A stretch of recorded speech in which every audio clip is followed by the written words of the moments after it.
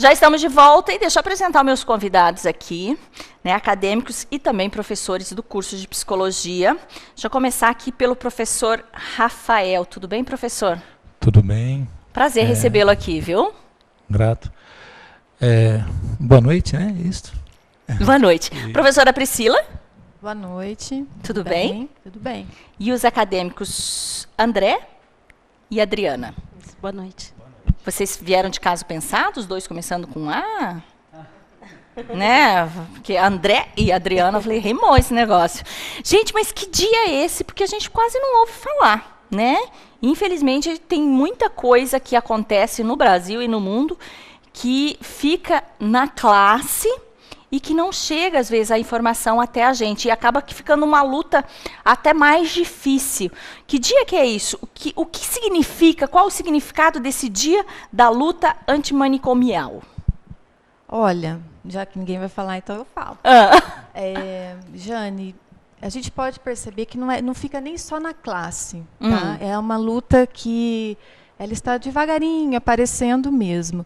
Mas ela já tem mais de 20 anos, mais de 25 anos. Ela iniciou-se lá em 1987, em Bauru, na Grande São Paulo, certo? Uhum. E o principal objetivo dessa luta, dessa caminhada, de todo esse movimento antimanicomial, principalmente é uma sociedade sem manicômios, certo? Mas também promover a tolerância, a convivência de nós, cidadãos, que não temos nenhum sofrimento psíquico, com aqueles que são portadores de algum sofrimento psíquico, certo? E, graças a Deus, né, enfim, a gente convidou nossos alunos do 5º semestre, eu do 5º semestre, do professor Rafael é do 6º, né, professor? Que agora que eles começaram a inserir a psicopatologia, e daí eles começaram a ver esses assuntos relacionados aos manicômios, aos doentes mentais, que eram tratados como loucos, enfim. E daí eles mesmos, principalmente o André e a Adriana, que fomentaram toda essa caminhada que nós vamos ter. Que, na verdade, o que vai acontecer no dia 18 também é uma caminhada que vocês estão organizando, que vocês estão promovendo.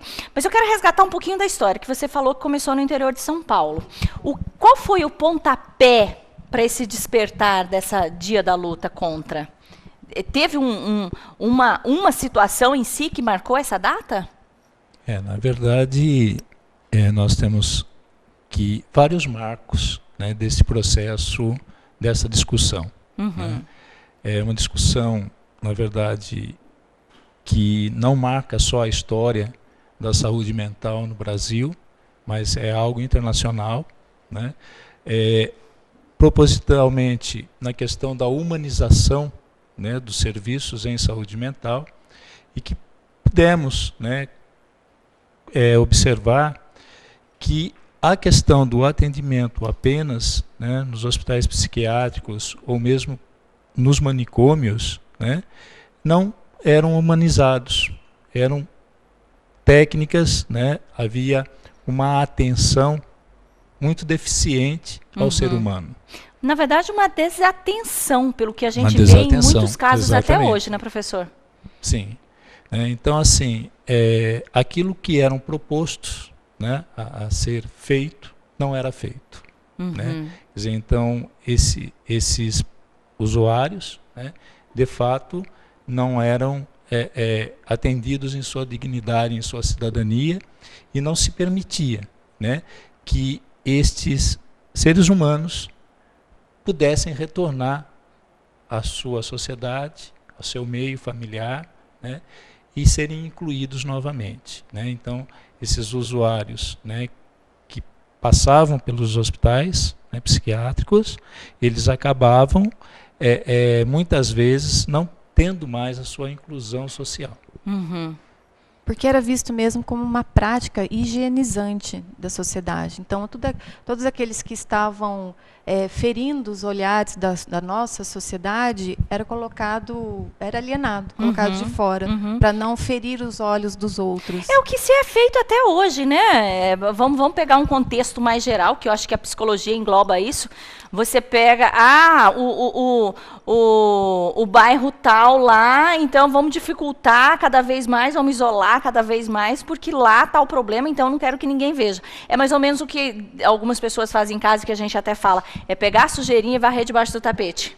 Só que dessa forma era pegar... Ou pôr naquele quartinho do fundo, né? Exatamente.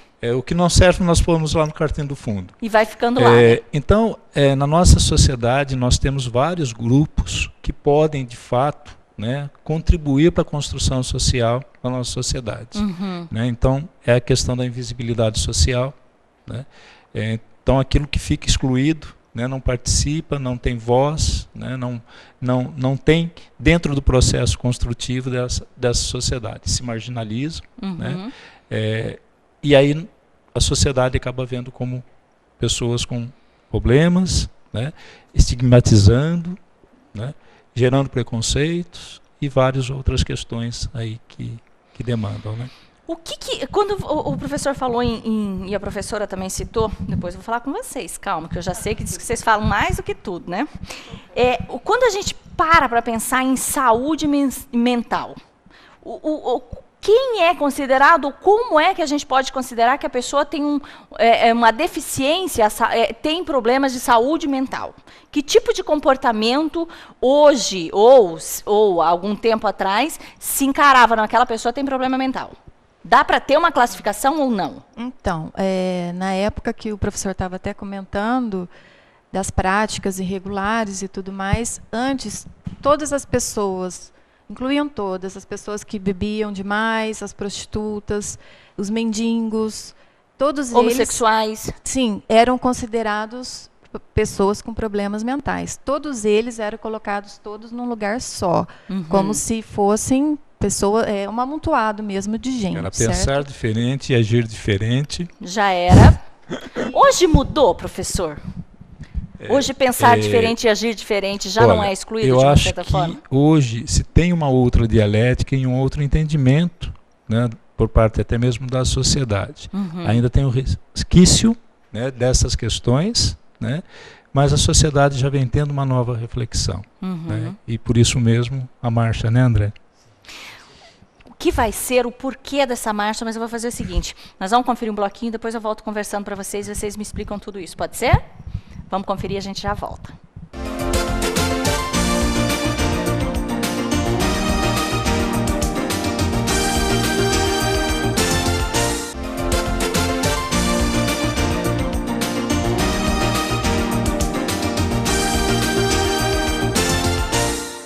Já estamos de volta, eu estou conversando com o André, a Adriana, o professor Rafael e a professora Priscila sobre a caminhada que vai acontecer agora no dia 18. Gente, que vale a pena a gente se envolver, né? Porque o assunto é interessante. O porquê, gente, do interesse de vocês como aluno em abraçar essa causa, em realmente promover essa caminhada?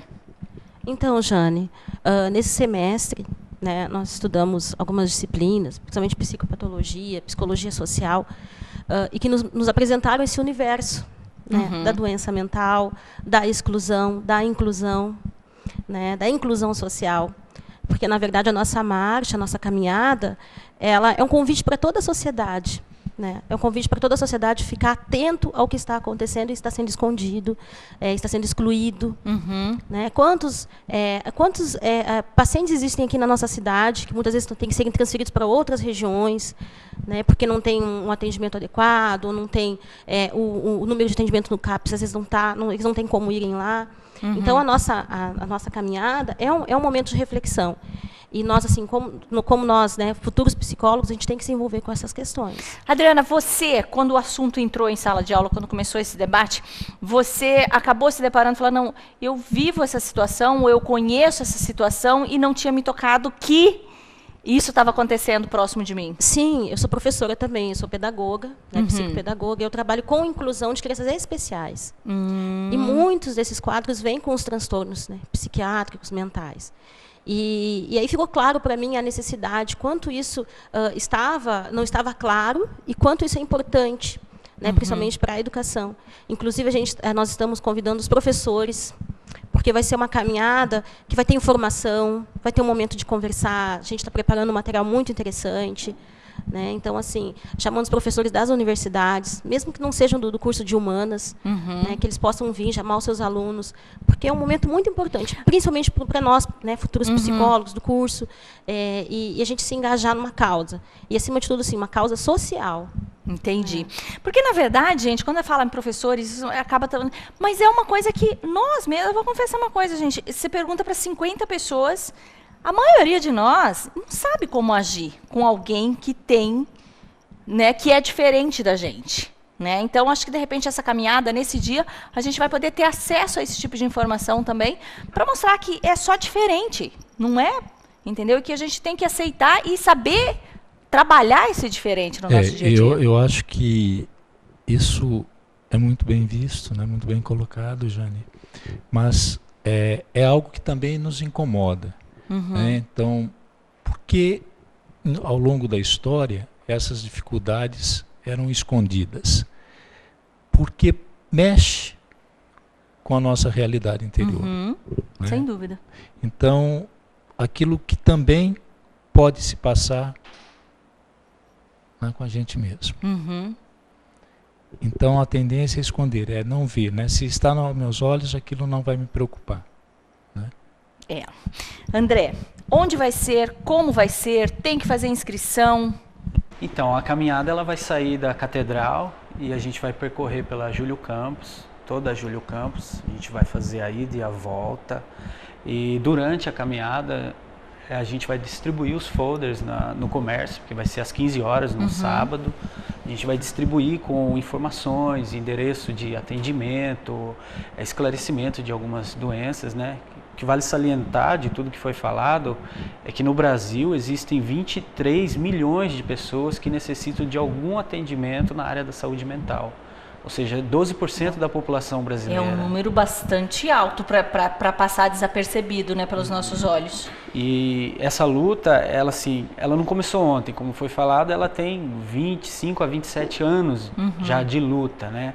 Então, vale a importância, o evento vale a importância para a sociedade, como trazer uma informação para a sociedade. Quando surgiu a ideia da caminhada, passando pelos cursos da faculdade, até pelo próprio curso de psicologia, mas por quê? Por que da luta? O que é isso? O que se refere a isso? Então, a gente percebe que a sociedade ainda ela não tem um entendimento ou um conhecimento. Né? Eu acho que a informação é muito importante. Então, nós vamos levar informação para a sociedade a respeito da luta, a respeito dessa caminhada. Uma das pessoas importantes também que deu um grande alavanque na luta foi um brasileiro chamado Austrégésilo Carrano, que teve um período em instituição psiquiátrica.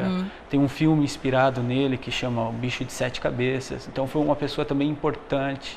O início da luta também ele se dá juntamente com a transformação da saúde no Brasil, quando começa a surgir o SUS. Então, assim, é algo que não começou ontem, né?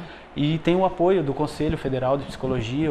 Exatamente. Inclusive, o tema desse ano que o Conselho Federal de Psicologia propôs é uma pergunta, né? Qual é a tua loucura? Qual é a sua loucura?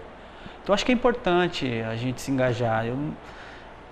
Como eu sempre estou dizendo, quando estou comunicando com os alunos, convidando, fazendo convite, a gente passa pela faculdade, uns vão militar alguma coisa, outros não, né? Eu caí nesse universo da militância, eu acho que é interessante. E é importante. Importantíssimo informar a população essa questão. Então vai ser dia 18. 18. A partir das 15 horas. A partir das 15 horas. Na Catedral. Saída da Catedral. Chegou, participou. Não precisa inscrição, não precisa nada. Não precisa nada. Certo. Vai acontecer então ali na Júlio Campos, bem no centro. Você, né, já pode estar incluindo. Vai ser o final de semana pós o Dia das Mães. Isso. Né? Então o pessoal, né, pode se dedicar um pouquinho, né, do seu tempo para a sociedade também. O professor estava querendo falar alguma coisa? Eu acho que todos, né, deveriam estar abraçando essas questões, como o André muito bem colocou, a professora Priscila, a Adriana. Nós sabemos que esse processo não discute apenas saúde mental. Né? a saúde mental ela vem junto com outros movimentos da história dentro do nosso país também, né? De uma melhoria nas qualidades do atendimento público, né? na saúde, né? Na educação, né, Adriana? Então, todos, né, têm que fazer parte, né, dessa corrente, né, porque isso é representativo de de vários movimentos sociais que aconteceram, né? Tivemos aí, como o André falou, a própria criação do SUS, né? Outros movimentos relacionados à previdência social, né? Então toda essa transformação dentro desse processo, né, vem de muitos militantes, como o André comentou, né, dentro da saúde mental, surgiram, né, da saúde mental. O André comentou do Australgels, né, do Carrano, né, e citou o filme O Bicho de Sete Cabeças. Ele também escreveu o livro, né, O Contos dos Malditos, né. Ele foi um dos ícones, né, da luta antimanicomial. Nós tivemos esse trabalho conjunto, né, no estado de São Paulo, né, nós tivemos aí à frente de vários movimentos sociais, né. Então, assim, a gente lembra, né, saudosamente, né, de muitas pessoas, e se começar desde lá do começo da história, desses 30 anos, né, pensar do Ulisses Pernambucano, né, dos movimentos sanitaristas no país, né. Então, assim, é muito bom, né, pensar na marcha e pensar em toda essa história, né. Eu não poderia deixar de perguntar para vocês, gente, para a gente fechar o assunto, tanto para os professores quanto aos alunos. Se vocês realmente acreditam que tem como se tratar sem essa internação, sem esse modelo, né? E qual seria esse novo modelo sem os manicômios? Como é que vocês veem isso, gente? Porque eu acho que é uma pergunta que todo mundo que está em casa tipo, vai fazer, mas e aí, eu faço o quê? Então, assim, como aluna, né, Jane, por tudo que nós estamos aprendendo, né, por todo o conhecimento que está nos chegando, existe sim essa possibilidade. Né, uma possibilidade humana. Né, nós já passamos historicamente por muitas etapas, né, e sempre o olhar humano é sempre deixado de lado, principalmente dentro da saúde. Né, e a questão da liberdade, ter um tratamento dentro da liberdade, né, essa questão da inclusão social mesmo. Né. Particularmente eu, Adriana, vejo muitas possibilidades, né? Mas essas possibilidades vou deixar para os professores falarem, né, aprofundar e deixar a opinião para o André também. Como acadêmico também, eu vejo esse lado humano. O CAPS ele veio para isso, né, para humanizar mais o atendimento. Tanto é que hoje em Sinop o CAPS atende em torno de 200 pessoas mês. Então, é um número grande. Mas não é um número suficiente? Não. Hoje, para a nossa realidade, eu acredito que não, Eu acho que muita coisa ainda há de ser feita, muita coisa se pode fazer visando o lado humano, né? Porque essas pessoas, como o professor citou, a questão da invisibilidade, essas pessoas são invisíveis, né? Elas não têm, é como se elas estivessem dentro de uma cultura que na realidade é uma cultura negada. O resto da sociedade não consegue enxergá-las, talvez por uma falta de informação. Né? Eu vou deixar os dois professores comentarem essa minha pergunta, mas depois eu vou falar o porquê também, que eu fiz questão de perguntar isso, que faz parte da minha história, da história da minha família também, que é uma coisa bem interessante. Professora, você vê isso? Existe um outro modelo? Existe, porque aprisionar alguém, aprisionar uma pessoa em sofrimento psíquico, fere até mesmo a Constituição Federal, o direito de ir e vir do cidadão. Fere os direitos humanos mesmo. Então, assim, se nós falamos tanto em Constituição Federal, se nós falamos em direitos, nós já estamos violando um direito, é uma violação de direito, quando você aprisiona uma pessoa contra a vontade dela. E sempre a pessoa vai tender à liberdade, não tem jeito. Então tem sim, como a Adriana falou, de humanizar esses atendimentos. É lógico que a gente tem que falar a verdade, não existem, alguns transtornos mentais não existe cura, mas existe tratamento, existe controle, como é o caso da psicose mais conhecida, que é a esquizofrenia. Não há cura, mas há tratamento e controle. Então a pessoa, mesmo sendo esquizofrênica, ela pode viver em sociedade sim, Com certeza, tá? E tem que ter, assim, esse olhar mais humano. Professor? Bom, dentro dessa pergunta que foi feita, Jane, vamos pensar na dimensão do estado de Mato Grosso. Quantos hospitais psiquiátricos nós temos? Cuiabá só? Só em Cuiabá? Ou Adalto Botelho? Só Adalto Que Botelho. a gente, infelizmente, eu fiz inclusive um trabalho na época de faculdade, né, de comunicação, e que a história dele toda é história de problemas, né? Nunca teve um tratamento realmente como deveria ser. Eu acho que nessa questão vai desde os aspectos de investimento, capacitação, habilitação das equipes, né, contratações, um universo bem amplo. Mas há uma necessidade de se pensar em transformações desses espaços para esses usuários, né, ocuparem. Né? Muitas vezes a gente vê esse novo modelo, né, de CAPS, CAPS-AD, CAPS-I, né, todos os centros de especialidades. Porém, nós temos que ver esses espaços sempre como um processo de transformação, né?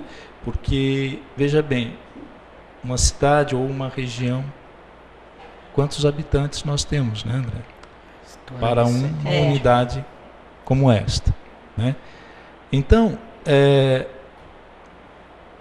a equipe, as unidades, as administrações locais, né, é muito importante que dê uma atenção e não assim, nós temos aqui uma unidade, é suficiente?